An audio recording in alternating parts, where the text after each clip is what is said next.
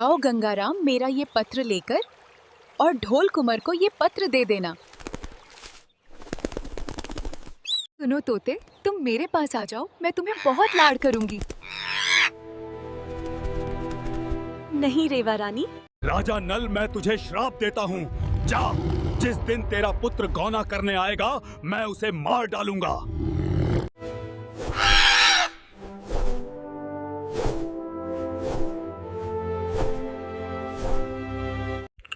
हाँ तो दोस्तों, आज हम आपको नल पुराण इतिहास के माध्यम से बताने जा रहे हैं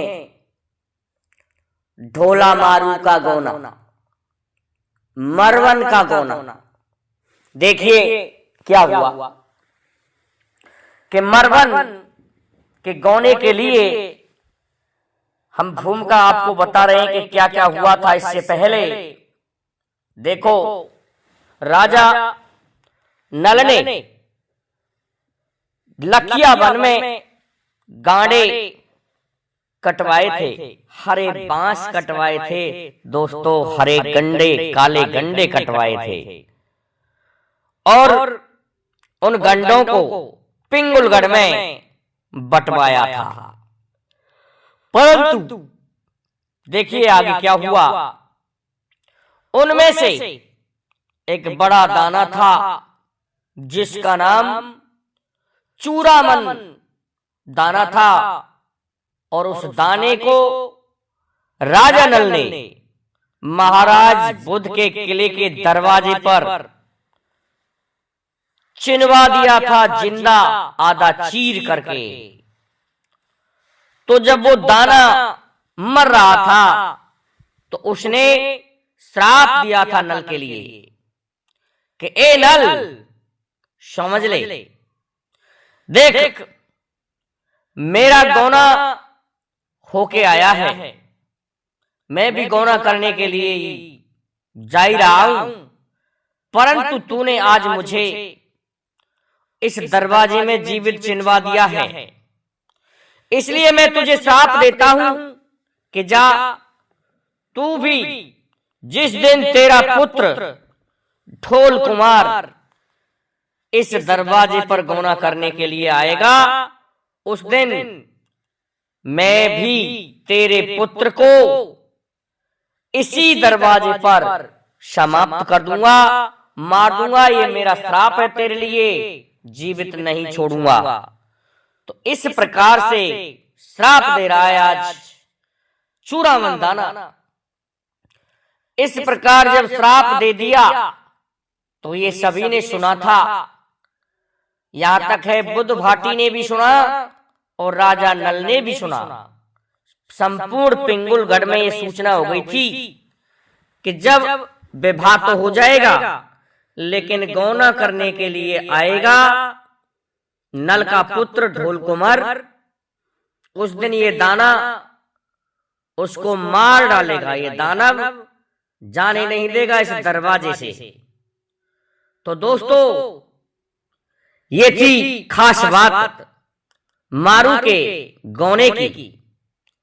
अब क्या होता है, एक दिन सावन का महीना था और सावन का महीना सबसे पवित्र होता है। छोरी छापरी लड़कियां, कछु कुंवारी और दोस्तों कछु विवाहिता, ये सभी पीहर में जाकर के इस सावन के पर्व को मनाती हैं और अपना समय पास करती हैं। तो क्या हुआ, मरवन को साथ में लेकर के कुछ एक लड़कियां और कुछ एक विवाहिता जा रही हैं बाग में, मरवन के बाग में। दोस्तों, मरवन का वही बाग था जिसमें एक ऊंट भी दहेज में दिया था ब्याह में, क्योंकि ये रेगिस्तान की कहानी है। तो रेगिस्तान पड़ता है राजस्थान में, और दोस्तों वही बाग था ये, उसमें ये सभी झूला झूलने, बात बतियाने के लिए गई हुई थी। एक कहने लगी, अरे बहन बहुत दिनों में मिली है, अरे तू आई क्यों नहीं। एक कहने लगी जवाब में, बहन क्या बताऊं, अरे मेरी सास तो बहुत अच्छी है, परंतु मेरा ससुर है वो थोड़ा हरामी है, आने ही नहीं देता। कहता है क्या करेगी जाकर के पियर में, या काम है, अरे यहाँ ये हो जाएगा वो हो जाएगा, बहू यहीं रहे। दूसरी कहने लगी, बहन नहीं, मेरा ससुर तो बहुत अच्छा है, सज्जन पुरुष है, लेकिन मेरी सास बड़ी हरामिन है और वो मुझे यहाँ आने नहीं देती, इसलिए मैं बहुत दिनों में मिली हूं। दोस्तों, इन बातों को वो राजा की लड़की मरवन भी उनमें ही थी जो सुन रही थी। मरवन कहने लगी, ए लड़कियों, ये सासरे की बात बंद करो, और इससे तुम्हें क्या फायदा हो रहा है। सासरे की बात, या झूलने आई हो, सावन की मल्हार गाने आई हो, या सासरे की बात करने आई हो। तो दोस्तों, क्या कहती हैं उससे लड़कियां, अरे कि तुझे किस बात से चिढ़ हो रही है मरवन, हम समझ गए, क्योंकि तेरा तो ब्याह हुआ नहीं है, अरे तू जाने ही ना है कि सासरों का हुए, इसलिए तुझे ये चिढ़ लग रही है। अरे हमको पता है, हम सासरे में रह करके आए हैं कि सासरा क्या होता है। तूने ससुराल देखी ही नहीं है, तेरा विवाह नहीं हुआ है। तो दूसरी कहने लगी, जब का ये कोई फकीर की लड़की थोड़ी है, ये कोई भिकमंगा की लड़की थोड़ी है, ये राजा की लड़की है। अरे ऐसी ज्यादा सोच रही है तो अपना ब्याह करवा ले अपने बाप से कह करके। दोस्तों, मरवन कह रही है, चुप रहो चुप रहो, लेकिन नहीं मानती है कि हाँ अपने पिता से कह करके ब्याह करवा लो अपना। एक कहने लगी, अरे बहन इससे ऐसे मत कहो, अरे इसका विवाह तो हो गया, लेकिन तुमको पता नहीं इसको लेने के लिए इसका भरतार ढोल कुंवर नहीं आता है। कि क्यों, कैसा है, इसके ससुर ने जब इसके ससुर के ज्यादा दिन बिगड़े हुए थे, उस समय ये पिंगुलगढ़ में रहा था, और जिसका नाम है नल, वो नल ये उसकी पुत्र बधुए इससे विवाह करके तो ले गया, लेकिन इसको लेने नहीं आता है। कि क्यों नहीं आता है बहन, ये तो बताओ। कि इसलिए नहीं आता है कि ऐसा है, नल ने उस ओखा के समय लखिया वन से गांडे कटवा करके मंगवाए थे दैत्यों पर, दानवों के द्वारा। तो उनमें से एक दैत्य को चिनवा दिया, उसका श्राप लगा हुआ है कि जिस दिन तेरा पुत्र आएगा उस दिन मैं तुझे समाप्त कर दूंगा, तेरे पुत्र को, तब तुझे पता चलेगा। क्योंकि गौना मेरा भी होना था, इस तरह से दूल्हा उसने कहा था चूड़ामन ने, और वो दूल्हा आएगा गौना करने, उस दिन मैं मार डालूंगा। इस भय से इसका ससुर डरपा हुआ है, उसने दूसरी शादी कर ली है अपने पुत्र की, जिसका नाम ढोल कुंवर है। अरे कश्मीर के राजा की लड़की से जिसका नाम रेवा है, उससे उसका दूसरा विवाह कर लिया है, इस भय के कारण। दोस्तों, लड़की मरवन सभी बातों को सुन रही है, कहने लगी, गजब हो गया कि तेरा विवाह भी हुआ था और तुझे लेने नहीं आया, और लेने आएगा तो तेरा प्राण पति मर जाएगा। ये तो अन्याय है, सरासर अन्याय है। इस तरह से मरवन सोच रही है। तो देखिए दोस्तों, जब ब्याह हुआ था मरवन का ढोल कुमार के साथ में, तो उस समय दो चीज दहेज में दी गई थी। एक तो गंगाराम तोता और दूसरा दोस्तों वो ऊंट, खजेला ऊंट दोस्तों, ये दिए गए थे। खजेला इसलिए था कि उस ऊंट को दोस्तों नल ले तो आया नरवरगढ़ के लिए, लेकिन उसको पान खाने की आदत थी, जो नागर पान खाया करता था, कि रात रात में मरवन के बाग में पहुंचता और वहां से नागर पान की जो बेल होती थी उन्हें खा करके वापस पहुंचता था अपने नरवरगढ़ में। तो दोस्तों ये दो दहेज की वस्तुएं थीं, जिनमें से एक गंगाराम तोता को तो पाल लिया था रानी मरवन ने, और ऊंट राजा नल के यहीं रहता था। होता क्या है देखिए आगे। रानी मरवन कहने लगी, अरे तोता, भैया सुन रहा है मैं क्या कह रही हूं।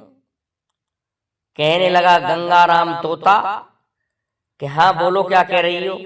कि मैं तो आज मरूंगी। कि क्यों? कि अरे मेरा ब्याह हो गया, मुझे पता तक नहीं। अरे कि तेरा अल्ली पल्लान में ही विवाह कर दिया गया। अल्ली पल्ला दोस्तों कहते हैं छोटे छोटे जब बच्चे होते हैं उनका विवाह कर दिया जाए तो उसे अल्ली पल्ला कहते हैं। तो उनमें ही विवाह कर दिया है। ऐसा है, मर क्यों रही है? कि ना मैं तो मरूंगी, पर मरूंगी तो सही, क्या करूं? कि ऐसा है, क्या पत्र लिखे? कि हाँ मैं पत्र लिख रही हूं, और मैंने लिख लिख करके 360 पत्र उस डिब्बे में डाल दिए जो हमारे पिताजी के संदेश वाहक जगह जगह पहुंचाते हैं। और उन सभी पत्रों को पता नहीं वो रेवा रानी खा जाती है और पहुंचने नहीं देती है मेरे प्रियतम ढोल कुंवर के पास। कि अच्छा, कि हाँ कैसा है, आज तू मेरे आगे ये पत्र लिख, तब मैं तेरे लिए बताऊंगा। और ये पत्र आज तू उस डिब्बे में डालने मत जाना। तो कहां जाऊं? कि आज तू उस पत्र को मेरी गर्दन में लटका देना। गंगाराम तोते ने इस प्रकार का सुझाव दिया है।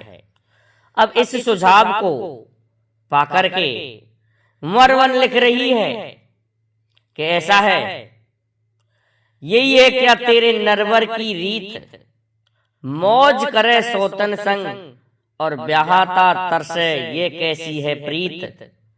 इस तरह से उसने 5 बात लिख दी हैं दोस्तों पत्र में। कि ऐसा है, ये क्षत्रियों की रीत नहीं है, और तुम सौतन अर्थात दूसरी के साथ में मौज कर रहे हो। तुम्हारी जो विवाहिता है, जो सबसे पहली, उसको तुमने छोड़ रखा है। उसका शरीर कमजोर हो रहा है, जो बहुत ही सुंदर है, और वो तुमने छोड़ रखी है। इस तरह से चिड़ामनी बात लिखवा दी है आज गंगाराम तोते ने उस पत्र में। और पत्र में जब लिख दिया तो कहने लगी, तो फिर ऐसा है गंगाराम, ये पत्र तू लिखवा तो रहा है, लेकिन सुन ले। कि हाँ सुनाओ।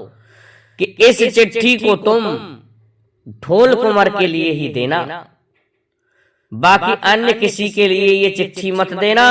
और कहीं मेरी सौतन वो रेवा हो तो उसके लिए तो बिल्कुल मत दिखा देना। मैंने तोता 360 चिट्ठियां लिख दी अब तक, आज तलक ढोल कुंवर ने मेरी खबर सुध भी नहीं ली है कि मेरी कोई पत्नी थी। इस तरह से आज गंगाराम तोता को समझा रही है और कहने लगी, तोता जो मेरा ये काम तू कर देगा तो तू सबसे अच्छा माना जाएगा। तोता कहने लगा, बहन मरवन, ऐसा है जब तू यही कह रही है तो मैं तेरे कार्य को जरूर करके आऊंगा। दोस्तों तोता को गले से लगा लिया है मरवन ने, और गले से लगा करके बड़े प्यार से उस तोता को आज सजा रही है। तोता को नहलाया है, तेल लगाया है, खुशबू वाला तेल लगाया था दोस्तों तोता के। तोता को भोजन कराया है दोस्तों दाख और मुनक्काओं का, जो खाते हैं दाख, बादाम, मुनक्का, चिरौंजा आदि फलों का जो ड्राई फ्रूट होते हैं दोस्तों, उनका भोजन कराया है और कहा है तोता अब तुझे जाना है। चिट्ठी को दोस्तों एक धागे में बांध करके उसके गले में लटका दिया है और कहा तोता ये तुझे ढोल कुंवर के लिए पत्र किसी भी प्रकार से देना है, पर ये ध्यान रहे मैं जो तुझे बार बार कह रही हूँ, रेबा के हाथ ये पत्र नहीं लगना चाहिए। गंगाराम सबसे अच्छा और समझदार तोता था, इसलिए कहने लगा ठीक है मैं जा रहा हूं, और ये पत्र में मेरी आखिरी बात लिख दी है मैंने, और ये आखिरी पत्र लिख रही हूं। ये लिखा था उस पत्र में, गंगाराम ने लिखवाया था खुद तोते ने, आखिरी पत्र, और नहीं तो फिर मैं मर जाऊंगी, इस तरह से लिखा था उस पत्र में। तो दोस्तों तोता कहने लगा कि ऐसा है ये तेरा आखिरी पत्र है, अरे 8 दिन तक तू मरवन मेरी प्रतीक्षा करना, और फिर भी मैं ना लौटूं तो सुन ले, फिर तू भले ही कुछ भी करना, मर जाना, लेकिन इससे पहले मत मरना, तेरा ये काम मैं अवश्य करके आऊंगा। दोस्तों तोता को दोस्तों आज हाथों से ऊपर करके आसमान में उड़ा दिया है कि जा रे मेरे सुगना, जा रे मेरे सुआ, मेरे प्रीतम को ये सूचना दे करके आ, और मेरे प्रीतम को लेकर के आ। आज तो दोस्तों शुआ उड़ जाता है, गंगाराम तोता उड़ जाता है, और वो सुगना उड़ करके जा रहा है, पहुंच रहा है दोस्तों, उसने नरवरगढ़ की सीध लगा ली है। नरवरगढ़ के लिए पहुंच गया दोस्तों, 3 दिनों में पहुंचा गया था उस तोते से। पहुंचा के सोचने लगा कि कहां जाऊं, ये कौन सा गांव है नरवरगढ़, कौन नाम है ढोल कुंवर, मुझे पता कैसे चलेगा कि कहाँ है इसका किला और क्या है इसका हालचाल।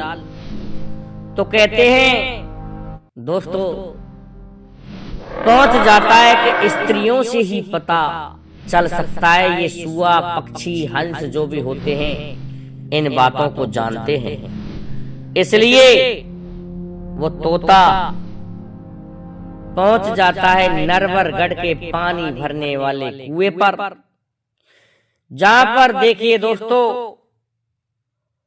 सभी प्रकार की स्त्रियां, बूढ़ी, जवान, कुआरी, नव यौवना, सुंदर सुंदर नारी पानी भरने आई थी नरवरगढ़ से, और उनकी बातों को आज तोता सुन रहा है। तो एक कहने लगी, अरे बहन देखिए दोस्तों, इंसानों की पंचायत तो विशेष आयोजन पर होती है आदमियों की, तो लेकिन स्त्रियों की पंचायत तो कुएं पर ही होती है, क्योंकि अब वर्तमान में कुएं आदि नहीं रहे, इसलिए ये मौका देखती हैं कि कैसे भी हमारी पंचायत जुड़े। तो आजकल दोस्तों ये अपने अपने ढंग से पंचायतें करती हैं, लेकिन पहले जो भी कोई संदेश लेना था तो ये कुएं पर ही जाती थी और वहां पर अपनी बातें करती थी। आजकल की स्त्रियों के लिए ये सुविधा अब नहीं रही है। अब देखिए दोस्तों तोता पहुंच जाता है कुएं पर, और कुएं पर एक औरत कह रही है दूसरी से, अरे बहन नरवरगढ़ बड़ा खेरा है, अरे बड़ी मुश्किल से वो जो नल राजा है ना वो यहां आया है, और मैंने सुना है कि बड़ी मुश्किल से उसके पुत्र ढोल कुंवर के पिंगुलगढ़ में पड़े थे, फेरा है, फेरा बड़ी मुश्किल से पड़े थे। सुना है मैंने कि राजा नल ने लखिया वन में से दानवों को पीट पीट करके उनके सरों पर गट्ठर रखवा करके संपूर्ण पिंगुलगढ़ में हरे बांस अर्थात गंडे बटवाए थे। और उन्होंने क्या किया है, कोई बुद्ध राजा है, उसकी लड़की के साथ में अपने पुत्र ढोल कुमार का विवाह जो कर दिया है। लेकिन उनमें से किसी दैत्य को दरवाजे पर चिनवा दिया गलती से। उस दैत्य ने श्राप दे दिया था कि जिस दिन तेरा पुत्र गौना करने के लिए आएगा उस दिन मैं उसे मार दूंगा। उस भय के कारण इन्होंने इस ढोल कुमार का विवाह दूसरी जगह से कर लिया है, दूसरा विवाह कर लिया है। इसकी जो विहाता है पहली, वो तो इसने पीहर में ही छोड़ रखी है, बेचारी कहीं की भी नहीं छोड़ी वो। इन बातों को दोस्तों आज वो तोता सुन रहा है। अब तो क्या होता है कि ठीक अब पक्का पता चल गया यही नरवरगढ़ है और ये स्त्रियां सभी जाएंगी उस किले में। तो मुझे ये भी पता चल जाएगा कि कौन सा महल रेवा रानी का है और ढोल कुंवर का है, और मैं ये पत्र ढोल कुंवर के लिए ही दूंगा। और औरतें कह रही हैं देखो कैसा समय आया है। अरे एक दानव के भय के कारण इन्होंने छोड़ रखा है उस लड़की को पीहर में। अरे जब इनके बुरे दिन थे तो इन्होंने वहां जाके काटे थे किसी तेली के पास में और राजा बुद्ध से सहयोग लिया था। और आज तो ये भूल गए उसकी लड़की को। कितनी शर्म की बात है ये बहन, क्या कहूं जीजी। इस तरह से स्त्रियां बात कर रही थी तो तोता सुन के सभी बातों को और आज आ जाता है, महल की छत पर आ जाता है। उस समय दोस्तों शाम का वक्त हो आया। तो देखिए जो रानी रेवा थी, रेवा रानी ढोल कुंवर को रखती थी दोस्तों नशे में धुत, शराब पिला करके पटक के रखती थी उसको महल में, जिससे कोई भी पत्र या सूचना उसके पास पहुंच ना पाए। क्योंकि यदि इस ढोल कुमार को पता चल गया तो ये चला जाएगा, मेरी सौत मरवन को लेने चला जाएगा ये ढोल कुमार। इसलिए वो पिला के रखती थी उसको शराब, और शराब पिला करके धुत रखती थी। क्या होता है दोस्तों, एक दिन वो जब पहुंचा तोता और शाम के वक्त सोच रहा था कि चढ़ के आया है छत पर ढोला, लेकिन ढोला चढ़ के नहीं आया। अरे ढोली आ गई दोस्तों चढ़ के, वो रेवा रानी आ गई। और रेवा रानी छत पर आकर के देखती है कि ये सुआ, ये सुगना, ये तोता लगता है मेरी सौतन का ही क्यों ना हो।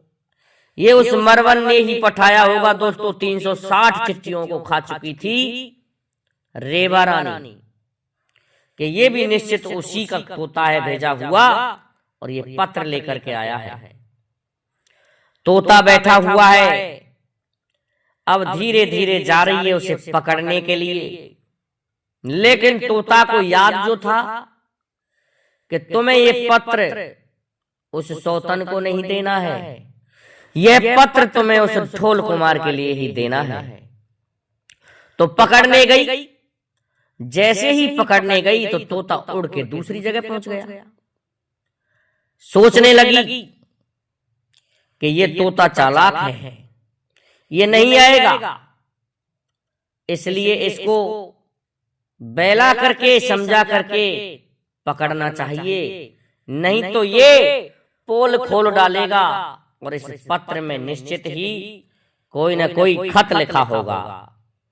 अब क्या होता है दोस्तों, रानी कहने लगी ओ सुगना, ओ तोता तुझे हाथों में बिठा करके मेवा मिष्टान खिलाऊंगी तू आ मेरी गोदी में बैठ सुआ। कहने लगा तोता गंगाराम कि नहीं आऊंगा मैं तेरे पास, तू मुझसे गद्दारी करेगी, क्योंकि मुझे तेरा भरोसा नहीं है। कि कैसे भरोसा नहीं है तुझे कि हाँ तू मुझे पकड़ लेगी और कैद में डाल लेगी, इसलिए मुझे तेरा भरोसा नहीं है। इस तरह से कह रहा है गंगाराम तोता आज रेवा रानी से। अब देखिए दोस्तों, रेवा सोचने लगी कि ये हाथ नहीं आएगा, तो फिर बेला करके कह रही नहीं तोता, मैं तुझसे कोई विश्वासघात नहीं करूंगी, पर तू मेरी गोदी में बैठ जा, अरे तुझसे बड़ा दुलार करूंगी। तो दोस्तों तोता आ जाता है बहकाने में और रेवा रानी की गोदी में जाकर के बैठ जाता है, लेकिन वचन जरूर लेता है कि मुझे कैद तो नहीं करोगी। कि नहीं, ये वचन ले लिया था। अब दोस्तों कहने लगी ये कागज कहां से लाया है तू? तोता कहने लगा कागज कुछ नहीं है।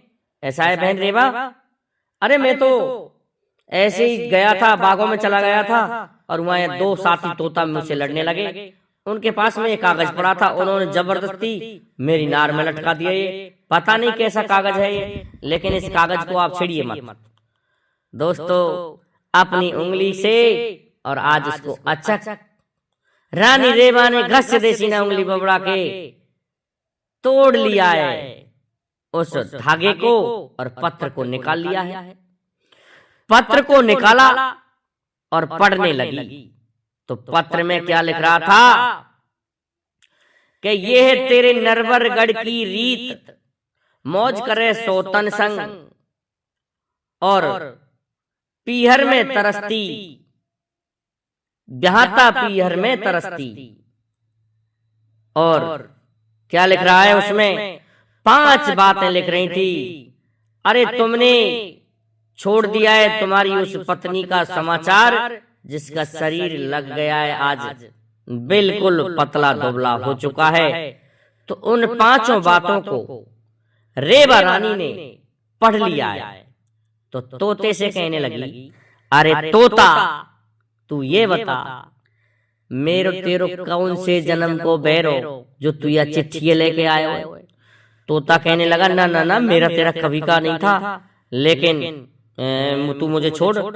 कि नहीं नहीं नहीं, चुप चुप तोता चुप। दोस्तों चिट्ठी को दिया है फाड़ और उठा करके उस तोते को एक पिंजड़े में दिया है डाल, अर्थात उस तोते को कैद कर दिया है पिंजड़े में। तोता कहने लगा हो गई मौज बेटा, तैने मरवन की बातों को नहीं माना। ये रानी तो बहुत चालाक है, ये तो बेला करके सभी को कैद कर लेती है। हो सकता है कोई और भी तोता भेजा होगा मरवन ने मुझसे पहले, तो वो भी यहीं पड़ा होगा कहीं कैद हुआ। अब तो बड़ी परेशानी। दोस्तों इस तरह से गंगाराम तोता कैद हो जाता है पिंजड़े में और 8 दिन हो जाते हैं आज उस तोते को पिंजड़े में पड़े पड़े। इधर मरवन ने जब देखा सोचा कि अब नहीं आने का तेरा तोता, वो तोता भी पकड़ा गया या मारा गया। ऐसा है अब मरूंगी। क्या कह रही थी वो लड़की कि अब मरूंगी? मैंने तो उस दिन निश्चय किया था कि अब मरूं, लेकिन अब मुझे मरना पड़ेगा। कोई सूचना नहीं है तोते की, आया ही नहीं है बेचारा लौट के। दोस्तों पूर्णमासी का दिन था और पूर्णिमा का जो दिन होता है उसमें स्त्रियां अपने बिगड़े सुधरे कार्यों के लिए व्रत रखती हैं। तो व्रत रखा था रानी मरवन ने, उस लड़की मरवन ने। क्या होता है दोस्तों, सोचने लगी कि मुझे मरना तो है ही, लेकिन मेरे प्रीतम की जो निशानी है, मेरे सास ससुरों ने जो कुछ कहना, जो वस्त्र चढ़ाए उनको आज मैं पहन लूं, 16 श्रृंगार करके मरूंगी। दोस्तों महाराज इंद्र से मंगवा करके महाराजा नल ने ये देखनी चीर चढ़ाई थी। देखनी चीर जो चंद्रमा के प्रकाश से झिलमिल झिलमिल करके उजाला जैसे बिजली चमक रही हो, इस तरह का उसका नियम था। जो दिव्य चीर थी, उस दिव्य चीर को पहन लिया है आज मरवन ने। और जो भी श्रृंगार होता है एक औरत का, संपूर्ण श्रृंगार कर लिया है मरवन ने। और संपूर्ण श्रृंगार करके महल की छत पर जाके पहुंची। पूर्णिमा का दिन था, कहने लगी कि चंद्रदेव के लिए मैं थोड़ा सा पूजन तो कर दूं, क्योंकि व्रत जो रही थी। आप तो देखिए, व्रत रहने के कारण उसने वो श्रृंगार किया मरने के लिए, लेकिन कह रही थी कि मुझे कम से कम चंद्रमा का पूजन तो करना चाहिए। और उस साड़ी को पहना था। चढ़ जाती है छत पर और भगवान चंद्रदेव का पूजन कर रही है। कहते हैं दोस्तों, ये चंद्रमा प्रेमियों के लिए इसकी जो किरण होती हैं वो ऐसे समझो जैसे जेठ की दोपहरी हो, इसलिए पूजन कर रही थी मरवन। और दोस्तों, एक नरवरगढ़ का लाखा बंजारा कहते थे उसको, वो खांड लाया करता था बुध भाती के यहां पर। खांड दोस्तों चीनी, उस खांड को लेकर के अपनी बोडियों से, दोस्तों अब की तरह ट्रक रेल आदि नहीं थे। उस समय ये बंजारे ही मालवाहक होते थे। ये छोटी छोटी गाय हुआ करती थी, उन पर ही लद देते थे और उन माल को थोड़ा थोड़ा लद के दूसरे राज्यों में पहुंचाया करते थे। तो इस तरह से खांड लेकर के आया था नरवरगढ़ से बुध भाटी के लिए लाखा बंजारा। अब लाखा बंजारा जब वहां पहुंचा, 1 किलोमीटर दूर उसने डेरा डाल रखा था, किले से दूर 1 किमी पर। अब 1 किलोमीटर दूर जब उसके डेरा डले हुए थे और सभी जो बंजारे थे वो सुला दिए गए और पहरा देने का समय उसी का था, लाखा बंजारे का, जो सबसे समझदार और अच्छा बंजारा था। अब क्या होता है दोस्तों, मरवन छत पर पहुंची, चंद्रमा के प्रकाश से कह रही थी कि चंद्रमा अब मैं तो मरूंगी, क्योंकि मेरा पति अब मेरी सुध ही नहीं लेता। उसको पता ही नहीं है कि उसकी कोई पत्नी भी है, कोई ब्याहता भी है, इसलिए मैं अब मरना चाहती हूँ। और पूजन कर रही है चंद्रदेव का, और चंद्रदेव से किरणें विसर्जित होकर के उस दिव्य चीर को प्रकाशित कर रही हैं, जिससे ऐसा लग रहा था दोस्तों कि ये बीजरा जो हो रहा है दोस्तों उत्तर दिशा की तरफ, जिसे ईदौरिया बीजरा कहते हैं, कामिया बीजरा कहते हैं, और अपने अपने क्षेत्र के हिसाब से इस बीजरा को कहते हैं। जो ये बिजली जो चमकती है, और कहते हैं कि इससे तो तीसरे पहर 3 घंटे या तीसरी घड़ी में ही बरसात आ जाती है, और या फिर तीसरे मिनट में ही बरसात आ जाती है। दोस्तों ये जो बिजली जो चमकती है आकाशीय, इधर की तरफ की उत्तर दिशा की, जिसे ईदौरिया बीजरा कहते हैं, इसका ये नियम होता है कि तीसरे पहर में बरसात आ जाती है। तो ये जब देखा तो कहने लगा है आज लाखा बंजारा कि ओ बंजारे हो, खड़े हो जाओ और ये खांड गल जाएगी, इसलिए माल को रख लो इन बोडियों के ऊपर। और दोस्तों संपूर्ण रात खड़ा रहा है। लड़की दोस्तों अपना विचार कर रही थी महल पर, पूरी रात उसको नींद नहीं आ रही थी, परेशान थी लड़की कि मुझे मरना ही तो है, थोड़ा सा और बातचीत कर लूं। चंद्रमा से बतला रही है लड़की मरवन। संपूर्ण रात निकल गई, प्रातः काल हुआ लेकिन बरसात नहीं आई। जब बरसात नहीं आई तो वो बंजारा कहने लगा, पहुंच जाता है बुद्ध भाटी के पास में और कहता है, महाराज गजब हुआ कि क्या हो गया? अरे मैंने पूरी रात मेरी बोरियां भर के रखी हैं माल से, उन्होंने दुख पाया है। और देखिए ये ईदौरिया बीजरा हुआ था, कामिया बीजरा हुआ था, परंतु बरसात नहीं आई। निश्चित है अब की बार अकाल पड़ेगा, नहीं तो बरसात हो जानी थी। इस बिजली का तो ये नियम है, इस बीजरे का तो ये नियम है। दोस्तों, आकाश में जो बीजरा होता है वो इधर जो वाला होता है उसका यही नियम होता है। ये कहा था बुद्ध भाटी से। बुद्ध भाटी कहने लगा, वो बंजारे तेरी अकल खराब हो गई है। अरे ये ऐसा है, हमारा जो समधी है ना नल, तेरे नरवरगढ़ का, ये उसने हमारे यहां पर देखनी चीर को चढ़ाया था अपने पुत्र की शादी में।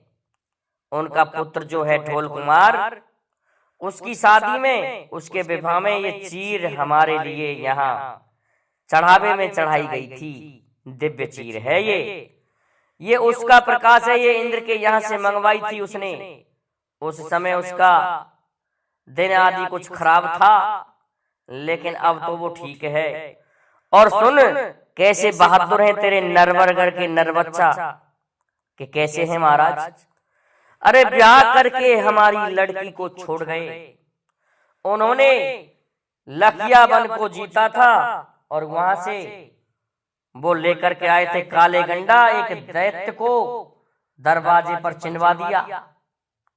और दरवाजे पर चिनवा दिया, उस दैत्य ने कह दिया कि मैं जिस दिन तेरा पुत्र आएगा उस दिन उसे यहीं मार दूंगा।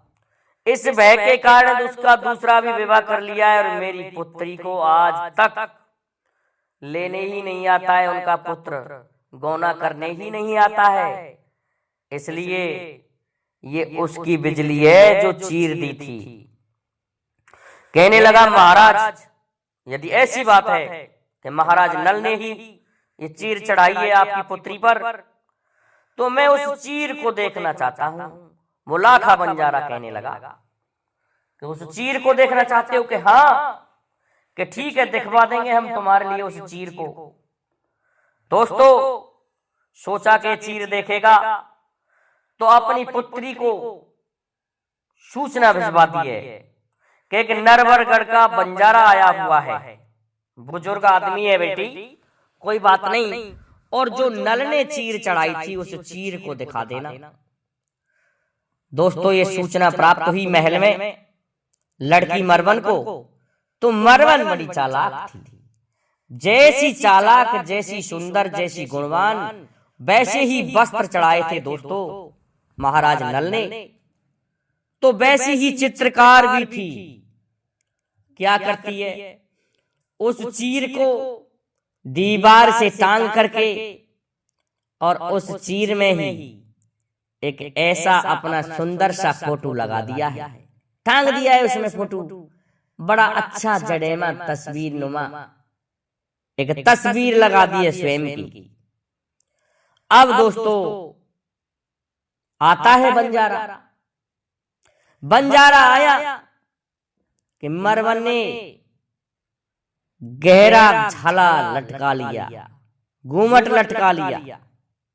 कहां तक का दोस्तों, ये ढोला वाले तो कुछ और ही कहते हैं, लेकिन उसने अपने पेट तक गहरा लंबा घूमट लटकाया है और दिखा रही है उस चीर को। देख लो बंजारे दादा, ये देख लो, ये है तुम्हारे सपूतों की करतूत। ऐसा है दादा, ये चीर है, तू देखे का है। इस चीर को तुम देख क्या रहे हो? अरे इस चीर को तुम ही ले जाओ अपने साथ में, और मैं तो दादा आज मरूंगी। कि क्यों बेटा? अरे कि तुम्हारे पुत्र ने मुझसे विवाह करके आज तक मेरा समाचार भी नहीं लिया है। उस नल राजा के छोरा ढोल कुंवर ने, मुझे भी नहीं पता था कि मेरा विवाह हो गया है, लेकिन एक दिन मुझे सखियों ने बताया था। नहीं, मुझे तो ये पता ही नहीं था कि मेरा विवाह हो गया है। तो ऐसा है दादा, तू ये चीर ले जा और ले जा करके उस नल के लिए दे देना कि ले, जब तेरा कोई काम ही नहीं है उस लड़की को लाने का, तो जो चढ़ाया है वो तो याद कर रख ले डांट संभाल। और उसमें दोस्तों अपने फोटो को लगा ही दिया है चीर में। देखिए, कहने लगा लड़की, तू मरना मत, मैं जा रहा हूं, और बेटा तेरी इस सूचना को मैं अवश्य ही पहुंचाऊंगा नल तक, और उससे कहूंगा कि तुमने ऐसा क्यों किया है। दोस्तों, उस खांड को पिंगुलगढ़ में अपनी बोडियों में से दे करके राजा बुद्ध को उस व्यापार के सामान को और चल देता है वापस। वो लाखा, बंजारा और जो भी उसके साथी थे, क्योंकि माल पहले ऐसे ही जाया करता था। 1 महीने में पूर्णमासी के दिन ही तो चला था नरवरगढ़ से, और पिंगुलगढ़ में 1 महीने में पूर्णमासी के दिन आया था। और 1 महीने में ही दोस्तों वो बंजारा वापस नरवरगढ़ में पहुंचा। तो वहां भी जो रेवा थी, उसने आज शराब नहीं पिलाई थी ढोल कुमार के लिए। और जब ढोल कुमार के लिए शराब नहीं पिलाई थी, क्योंकि वो व्रत थी पूर्णमासी का, इसलिए उसने क्या किया, ढोल कुमार जब नशे में नहीं था तो प्रातः काल ही खड़ा होकर के, उसका एक नियम था, वो अपने माँ और पिता अर्थात रानी दमयंती और महाराज नल के चरण स्पर्श करने के लिए जाता था। कहा है रामायण में भी कि प्रातः काल उठकर रघुनाथा, और दोस्तों आगे की चौपाई आपको पता चल ही गई। तो चरण छूने के लिए जा रहे थे, माथा टेकने के लिए। अब क्या हुआ देखिए, इधर से वो बंजारा आता है और बंजारा पहुंच जाता है रात्रि में ही, नल मिलता है और नल के पास में जाकर के उस दिव्य चीर को आज वो बंजारा दे देता है और कहने लगा, नल ये तुम्हारी दिव्य चीर है।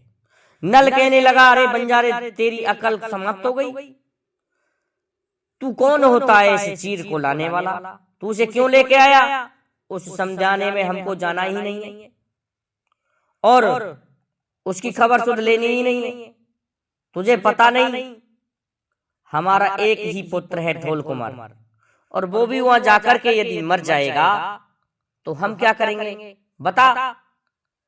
तो दोस्तों सोच विचार करके कहने लगता है आज बंजारा कि महाराज हमसे गलती हुई, हमें क्षमा कर दिया जाए। तो इस प्रकार से क्षमा मांग करके बंजारा चला जाता है। कहता है ठीक है, कोई बात नहीं, आपका एक ही पुत्र है तो वो लड़की फिर क्या करे, अरे वो भी मर रही थी तुम्हें पता नहीं, पर ठीक है मैं कहना नहीं चाहता, ऐसा मन में विचार करके बंजारा बेचारा चला जाता है और दे जाता है उस दिव्य चीर को। अब देखिए रानी दमयंती कहने लगी, इस तरह से क्यों दुत्कार रहे हो।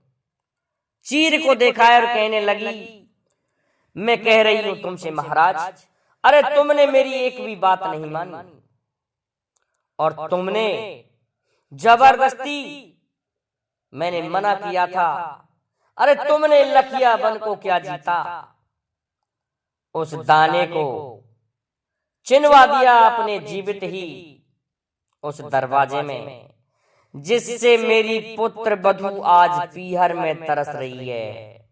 मैंने तुम्हें समझाया था महाराज। नल दोस्तों विचार भी कर रहा है किस तरह से कि इसी तरह से समझाया था भगवान श्री कृष्ण ने दुर्योधन को।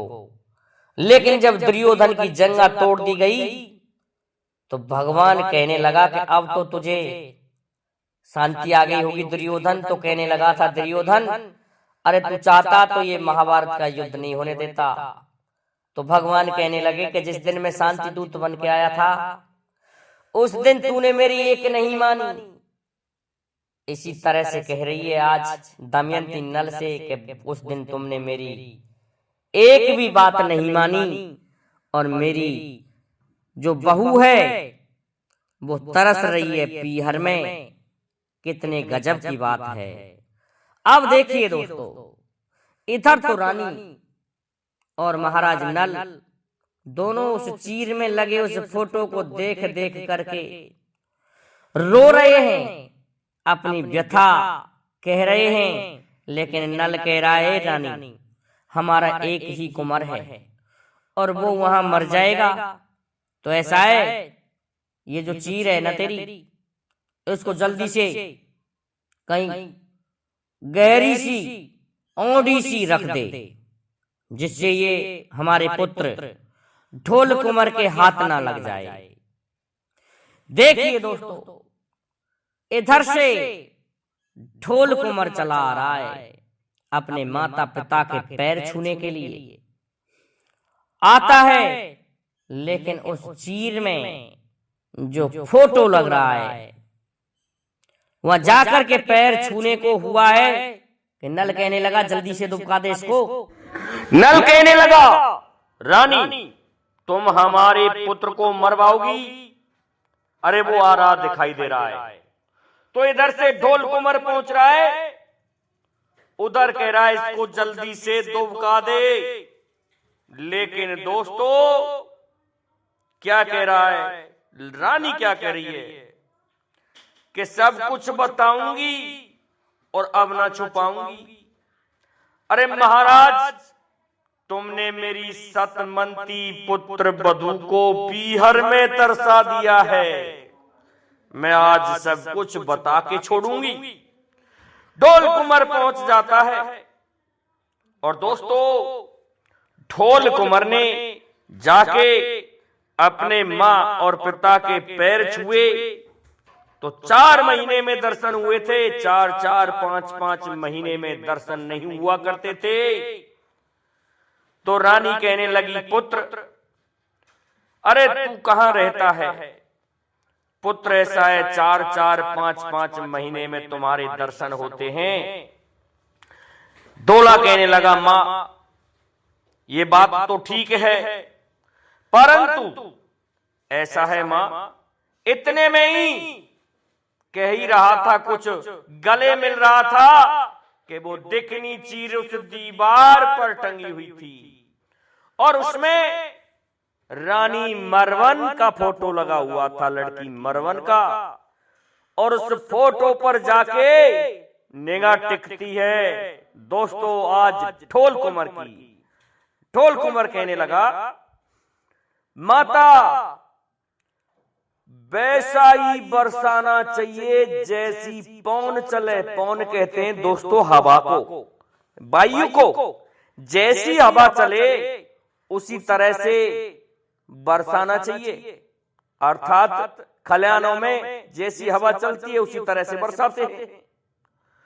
तो ये बताओ, ये दिखनी चीर में फोटो वाली कौन है?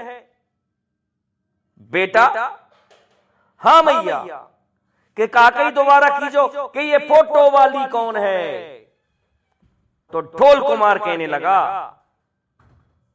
मेरी समझ में मैंने माता आज तक ऐसी दिखनी चीर और इस लड़की का फोटो नहीं देखा है। अब तो दोस्तों उसकी बात को सुन के रानी दमयंती चुप होती है तो कहने लगा, मां तू क्यों मौन है और ये फोटो वाली कौन है? मैंने आज तक ऐसी दिखनी चीर नहीं देखी है। कहने लगा, बेटा ऐसा है, मैं तुझे क्या बताऊं, ऐसा हुआ था, अरे एक बार तेरे पिता पर औखा पड़ गई, हमारा राजपाट सब कुछ छीन लिया गया, हार गए तुम्हारे पिताजी राजपाट को, और हम 7 दिन तक इस नरवरगढ़ में भूखे रहे। परंतु क्या हुआ, जब हम यहां से निकले तो हमने इस महल को प्रणाम किया। ये 3 कंगूरे जो झुके हुए हैं, इन्होंने तुम्हारे पिता के राज के लिए और सत का राज करने के कारण इनको नमस्कार किया, इसलिए 3 कंगूरे भी झुके हुए हैं। फिर क्या हुआ मामा?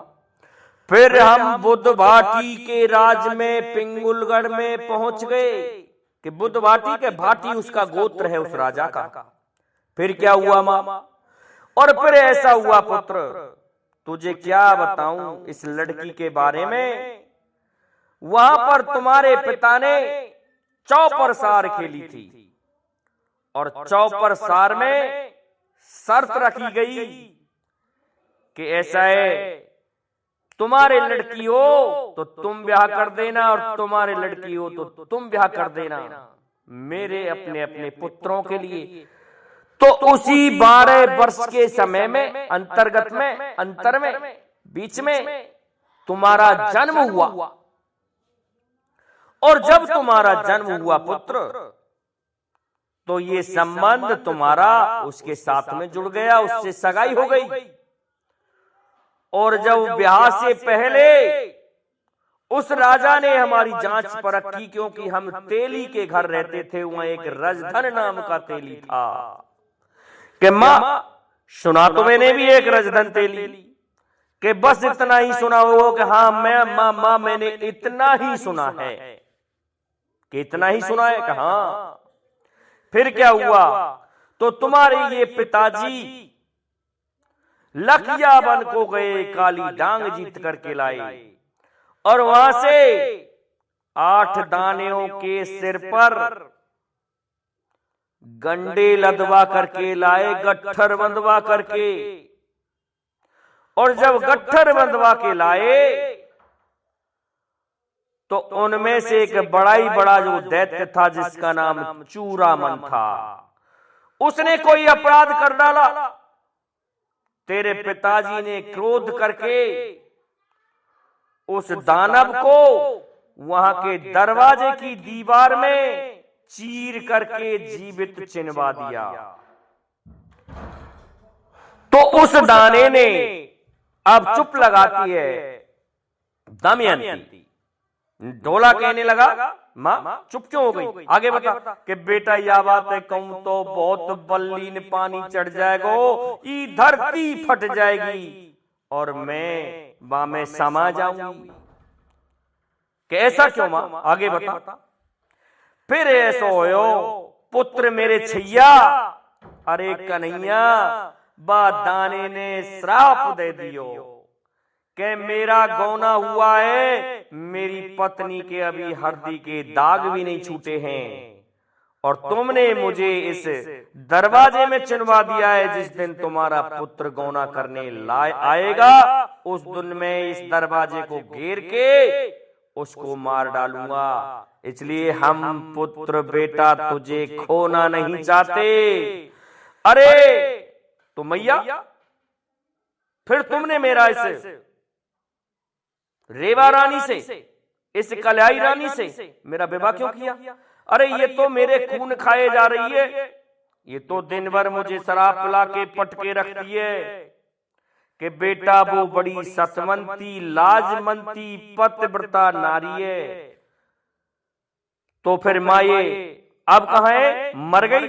कि बेटा मरी नहीं है, जीवित है, वो जवान हो गई है, और आज भी वो लाजमंती तुम्हारे नाम के लोटा गड़ुआ ढाल रही है।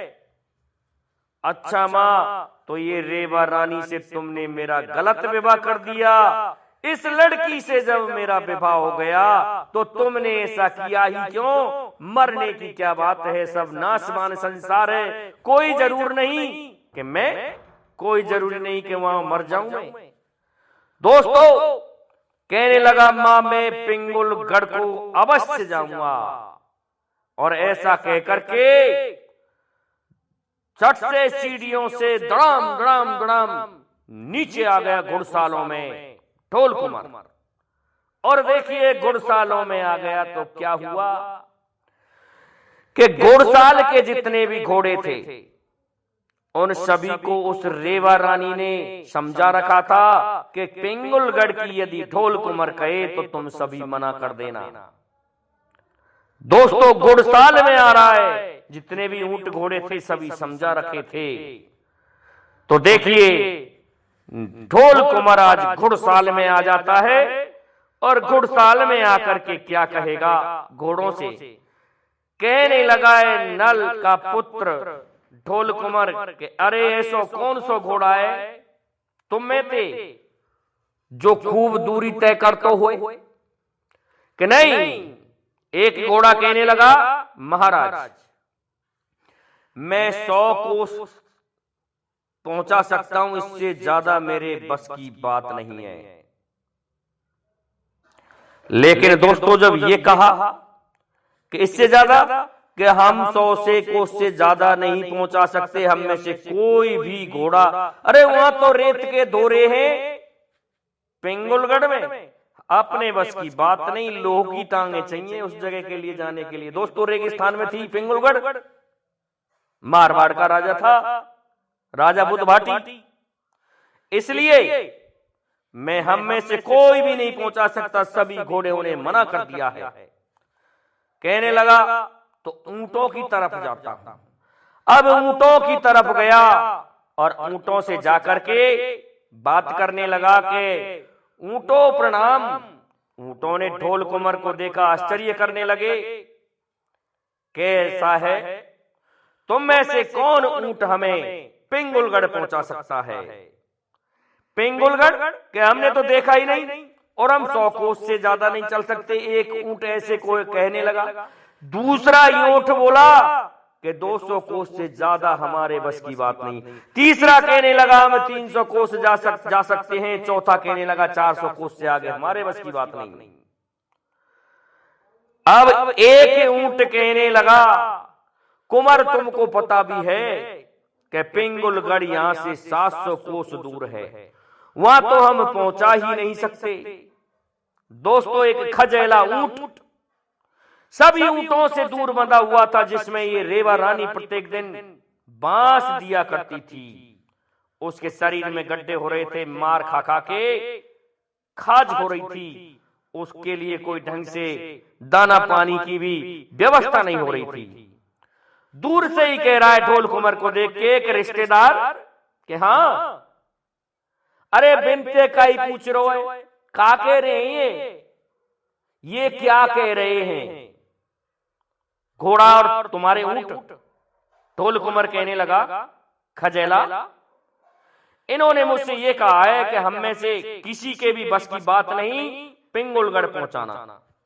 कि अच्छा कि हाँ तू बता कि रिश्तेदार अरे मैं तो तेरो दहेज को मिलो हो दहेज ऊंट और एक गंगाराम तोता।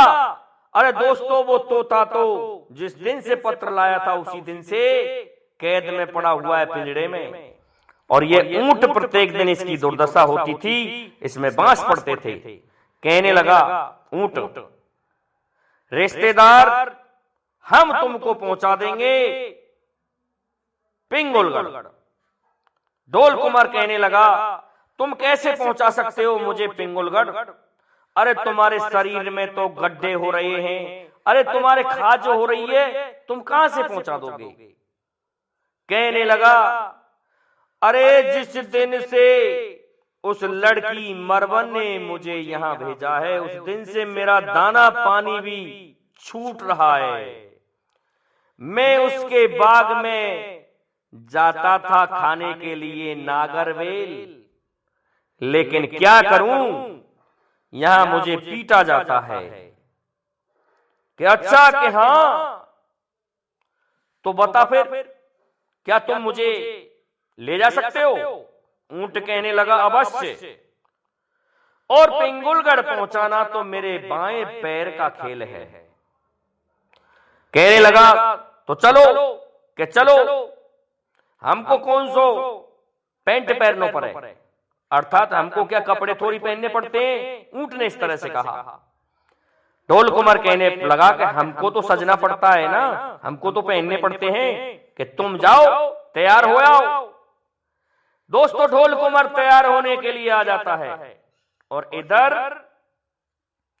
रानी ये बात सुन रही थी छत से कि ढोल कुमार और ऊंट दोनों बात कर रहे हैं। तो ढोल कुमार गया और रानी उतर के आई और ऊंट से क्या निवेदन कर रही है। दोस्तों, ये हम आपको अगले एपिसोड संख्या 11 में सुनाएंगे और आज का एपिसोड ये 10 है तो 10 है। दोस्तों देखिए, आप हमारे इस वीडियो को लाइक शेयर सब्सक्राइब जरूर करें, हमारे लिए कमेंट करें कि आपको हमारा वीडियो कैसा लगा। देखिए, कुछ एक भाइयों ने कमेंट किया है, हमारा उत्साहवर्धन हुआ है, उनके नाम हम लिस्ट में लिख रहे हैं और आप सभी को सुना देंगे। उनकी आईडी से अलग अलग कमेंट आ रहे हैं कि हमको बहुत सुंदर लगा, बहुत सुंदर वीडियो है। तो मित्रों, हमारे इस वीडियो के लिए आप कमेंट जरूर कर दिया करें।